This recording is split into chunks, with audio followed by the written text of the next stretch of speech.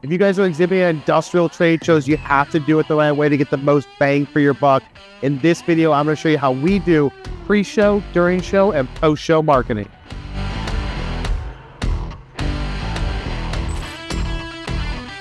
All right, guys, we're at NPE 2024. That's the National Plastics Expo. We're at day 4, and I thought, what a better moment than to shoot some more content about trade show. Now, talking about the pre-show marketing, most companies get this wrong because they go and say, we're gonna start doing it a month or two ahead of the show.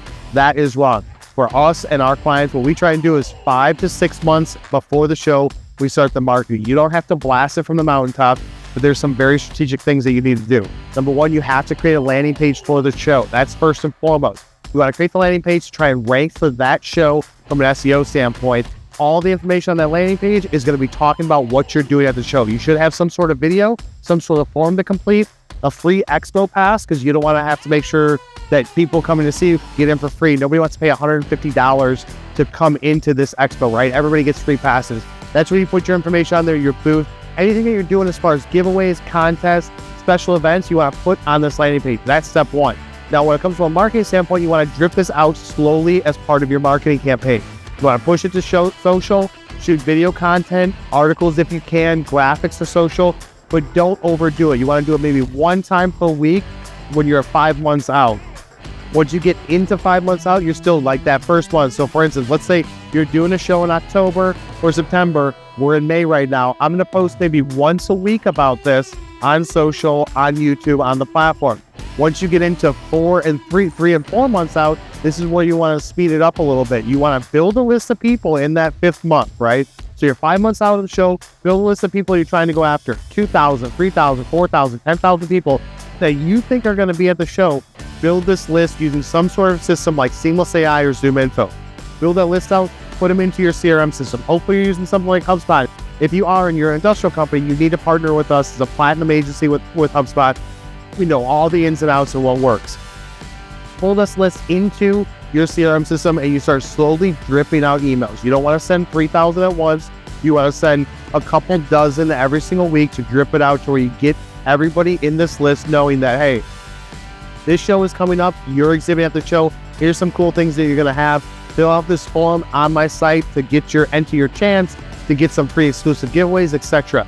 But you want to start that 5 months out to where once you get into 3 months out, now you're going to speed things up. You can be posting 2 times per week on social. Maybe if you have the resources or an agency like MFG Tribe, you start posting 2 videos a week on YouTube. You start pushing out that content. As you get closer and closer to the show, you start increasing the frequency. So the pre-show aspects is website, list building, email marketing, posting on social, doing things on video. But you have to start that 5 to 6 months out to have the best likelihood to drive the most amount of traffic to your booth. Now, once you get into the show, during the show, you want to try and stand out and be different. As you can see behind me, everybody kind of looks the same, right? They're using shades of blue, shades of white, shades of gray with all of their marketing stuff. So you want to try and stand out in some fashion. Can you do a secondary color that's bright yellow, bright orange to stand out? When it comes to booth traffic, how are you going to draw people in? You can't just rely on your salespeople to go out there and pull them in. Look at your booth layout. Are you going to do a putting contest? Are you going to do a giveaway with liquor? Are you going to do a drone giveaway? Are you going to do a fishbowl competition? Are you going to do some sort of fireside chat, talking event? Anything like that, you want to plan all that out for during the show and have it laid out so that way everybody knows their job during the show. You got different shifts of people doing different things, but you understand you've got different flows of traffic. You have to draw them in when you're doing your booth design and things like that. Keep in mind where people are going to be standing. But it's all about drawing people in to provide them with value and something of relevance. As people are walking up and down these aisles, they're looking up and down at all the exhibitors. You have to have something that's going to hook them in. If you've got equipment, can it run? If you've got equipment to show simulations, can you do a simulation at your company? I don't mean just a video. Can you get creative with it? Get creative with lights, get creative with the ambiance to draw people in, whether it's the people that are standing there, the way that you guys are dressed, all that stuff comes into play. But during the show, that's where the action happens to draw the people in. But if you do that pre-show marketing right, you'll draw a crowd. People will stop by because they saw your stuff ahead of time. All right, now that we've covered pre-show and during show, let's talk about after the show. This is where the magic happens. This is what's going to separate those that are very successful and get that ROI and those that don't. After the show, you have to be organized. You still have that list that you did during pre-show. You still want to market to them during the show. You still want to market to them after the show. but now you've got all of the leads. You scan people's badges. What are you going to do with them? Let's say you get 250 leads at a trade show, which a lot of bigger companies here at MPE did. Even if you're at IMTS, FabTech, things like that, you can get 250 leads at a trade show. Out of those leads, you're going to have about 20% of them are going to be solid, good leads that you can start to take action on now. But you can't forget about everybody else. Usually salespeople say, I followed up one time. I sent him an email. He didn't respond to me. You want to be aggressive with this.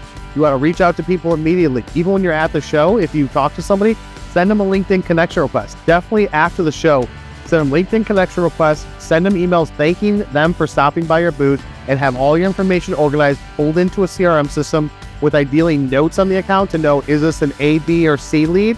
Are these people that want to talk to you immediately? Are these people that we're going to be waiting to talk to? And it's like they don't have a need right now, but 3 to 6 month follow-up. Organize them in some fashion, and this is where you want to put them into a sequence. Slowly dripping it out. Week 1 is an email touch point. Week 2 is another touch point. Then maybe you skip a week 3 and go into week 4. But every 2 to 3 weeks after that, you're just saying, hey, thanks for stopping by the show. Here's some footage that we shot. Here's some content that we created. Here's a giveaway. Here's X, Y, and Z. You're just looking for a reason to follow up with them, to provide them something of entertainment or educational piece of content. Now, once you get into 3-4 months after the show, that's just easy touch points. Now you're trying to take some sort of action and say, hey, does it make sense now for us to have a conversation? How's that project going? Why don't I follow up on our conversation that we had? Simple email marketing tactics like that through a sales sequence, like what HubSpot does, those are the things that work. Massive blasting it out saying, hey, everybody stop by the booth. Thank you so much. Let us know if you want to talk. Here's a link to calendar.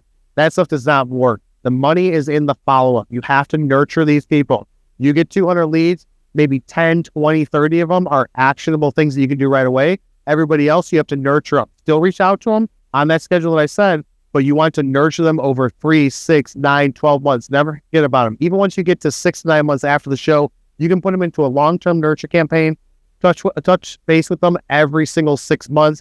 You have to keep following up to these people because once they have a need, you want to be able there to handle it. And they want to think of you when it comes to your solution when they have that need, they run into that problem. The only way you're going to do that is if you're staying in front of them with a strong post-show marketing campaign. So if you got value out of this content, share it with someone you know. Be sure to hit subscribe, and I will see you guys on the next one.